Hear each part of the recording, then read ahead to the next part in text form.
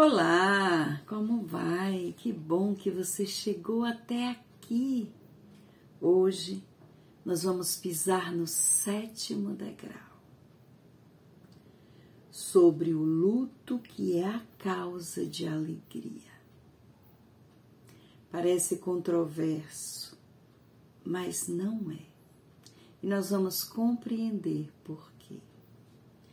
Sejam bem-vindos ao 7º degrau dessa escada do paraíso.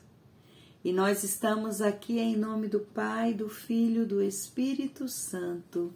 Amém. E você já conseguiu identificar o amigo de Jesus que vai nos acompanhar nesse 7º degrau? Nós estamos falando de Jó. Jó que perdeu tudo. Sofreu um luto terrível, soube pensar na morte como ninguém e depois teve a sua recompensa grandiosa no corpo e na alma. Meus irmãos queridos, o luto é um aguilhão de ouro que a santa tristeza põe numa alma despojada de todo o apego e de toda a ligação com o mundo, a fim de vigiar e cuidar da sua salvação. São Paulo diz que é diante de um túmulo, diante de um corpo, que nós refletimos bem a morte. Provérbios deixa isso muito claro. O arrependimento é uma renúncia alegre a todo tipo de consolação física. A temperança é o silêncio, são característicos dos que estão progredindo no santo pesar. Os que já fizeram progresso não se encolarizam nem guarda rancores, suporta tudo com paciência. Os perfeitos são humildes, desejam sofrimentos involuntários, não os condenam os pecadores. Seus corações queimam com uma compaixão e uma caridade extraordinária por quem está sofrendo. Os primeiros são aceitáveis, os segundos louváveis, mas bem-aventurados que têm fome de privações e sede de desonras, pois serão saciados da comida que jamais enfatia. Se tens o dom de prantear, se tens o dom da lágrima, faz tudo o que tiver ao teu alcance a fim de conservá-lo. Quando não crava raízes profundas na alma, é muito fácil perdê-lo. Me refiro aqui ao dom das lágrimas.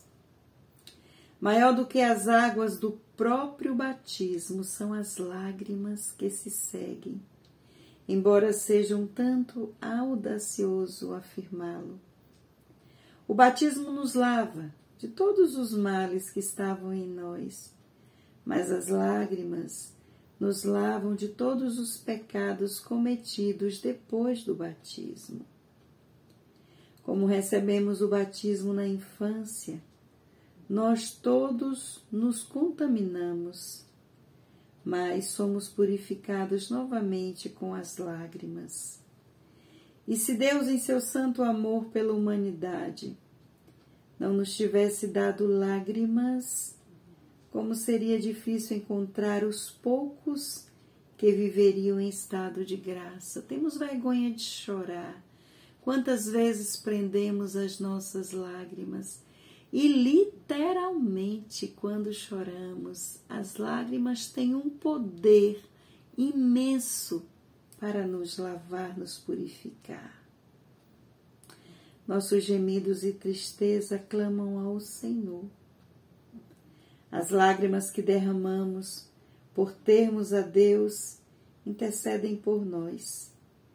lágrimas são agentes intercessores, mas as que nós derramamos por santo amor mostra que nossa oração foi atendida. Quando você faz uma oração profunda, se você não se controlar, você chora, porque as lágrimas têm o poder de intercessão diante de Deus. Nunca cesse de imaginar e examinar as coisas que nos cercam, que nos levam e nos afastam de Deus. Todos os pecados, em especial o pecado que mais tem feito o céu ficar triste, é a sensualidade. Por isso, as nossas lágrimas, no momento de oração de reparação, até por elas intercedem. Quem tiver o dom das lágrimas interiores da alma, será capaz de chorar seus pecados em qualquer lugar. Mas aquele cujas lágrimas forem apenas um espetáculo exterior, buscará somente lugares que lhe sejam agradáveis e onde possam ser vistos, né? Nos enterros, nos velórios. Tem prantos que são estridentes, grandiosos, assustadores, mas que sem nenhum espírito de julgamento levam consigo remorsos, culpas. Vamos pensar sobre isso. Toma cuidado para não seres como aqueles que vão enterrar seus mortos e nós os vemos lamentarem sob os túmulos e depois os achamos bêbados por causa do luto. Se, porém, como os prisioneiros condenados às minas, que a qualquer momento podem ser assaltados pelos seus carcereiros, ser circunspecto e não dado a exibir-lhe, mas recolhe-te em teu coração, recolhe-te em tuas lágrimas. Os demônios temem a concentração como os ladrões temem os cães. Ao chorarem, alguns fazem tudo para sufocar qualquer pensamento que lhes surja, sem se darem conta de que as lágrimas cegas são próprias dos seres irracionais e não dos racionais. As lágrimas são, na verdade, frutos de pensamentos, e o pai do pensamento racional é o intelecto. O tempo, como disse nosso amigo Jó, o santo que nos acompanha hoje, o amigo de Deus, que está conosco neste 7º degrau, faz as águas se retirarem do mar, e com tempo e paciência, as coisas de que falamos pouco a pouco vão sendo obtidas e aperfeiçoadas em nós. Todos os que lamentam os mortos vestem-se de preto. Inspira-te neles e veste-te logo o que te encoraje a chorar pelos teus próprios pecados. Se não te lamentas, lamentes ao menos por isso. E se tem o dom das lágrimas, lamenta ainda mais por teres saído de um estado livre de dores, colocando-te por teus pecados em um cheio de sofrimentos.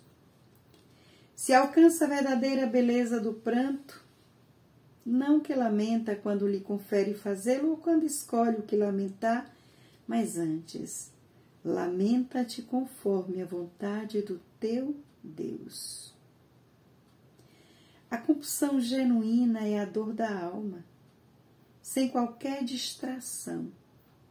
Uma dor sem sossego algum, que pensa a toda hora na morte e fica à espera de Deus, esperando que Deus o conforte, como água fresca para os humildes. O fruto da verdadeira compulsão é a consolação. E o fruto da falsa compulsão é o amor próprio. Assim como o fogo destrói a palha, as lágrimas puras destroem toda a impureza material e espiritual. Pensa nisso a partir de hoje. As suas lágrimas puras destroem toda a impureza material e espiritual. Ninguém negará que todas as lágrimas agradáveis a Deus são proveitosas. Contudo, só na hora de nossa morte nós saberemos exatamente quais foram os proveitos. Queridos, vamos, aqueles que têm os dons das lágrimas, vamos mergulhar e aproveitar esse grande e precioso dom. Como a viúva que perdeu o marido e cujo filho único é o último consolo que lhe resta depois do Senhor. Assim, para uma alma que caiu, não há outro consolo na hora da morte, a não ser os árduos trabalhos que tiver realizado, os jejuns praticados e, em especial, as lágrimas derramadas, juntamente com as penitências feitas. Pessoas assim nunca se permitem cantar hinos, nem cantá-los em alta voz, porque tais cânticos dissipam sua tristeza e diminuem suas lágrimas.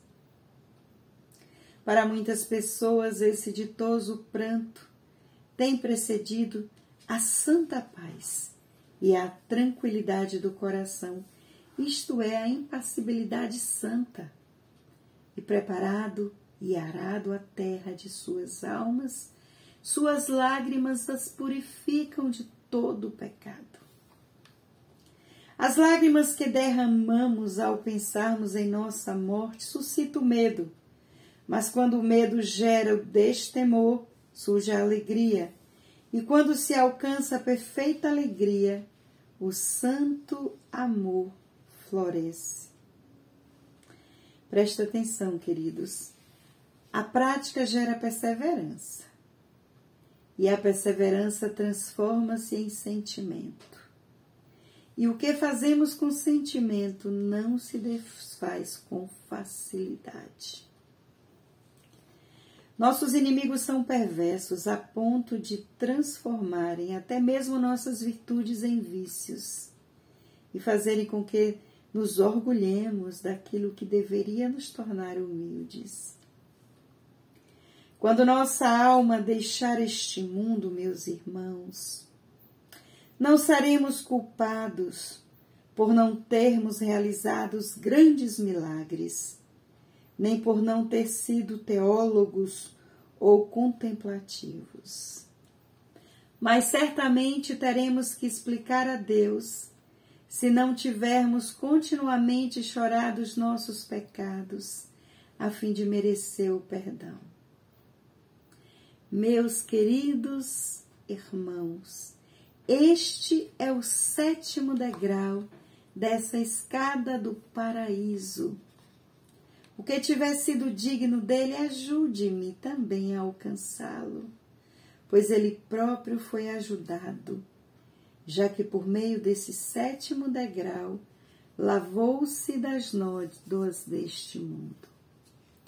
O dom das lágrimas, a compulsão de um luto sincero e a perseverança no destemor e na prática de uma preparação para a santa morte. Já fez a sua oração hoje da boa morte? É muito fácil e muito simples. Se não fez, ainda é tempo de fazer. A partir de amanhã, do 8º degrau, a gente já vai seguindo outras vertentes. Que Deus te abençoe e uma santa meditação.